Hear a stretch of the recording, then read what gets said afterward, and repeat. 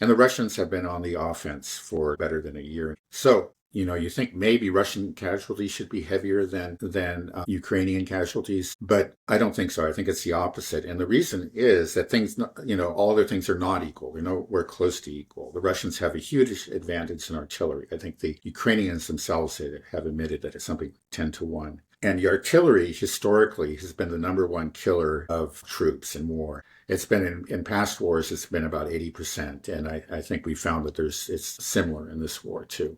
So I imagine that drones are starting to eat into that. And with the Russians with a 10-1 advantage are going to inflict many more casualties on the Ukrainians than the other way around. And then the other thing is then the Russians have this air superiority and their guided glide bombs, the FABs. And they started using these roughly a year ago and have been using them extensively ever since to devastating effect. And now the Russians also have an advantage, a significant advantage in drones, which is a big killer in the war. So in all these areas, they're ahead, and some of them, like, the air superiority is pretty much absolute.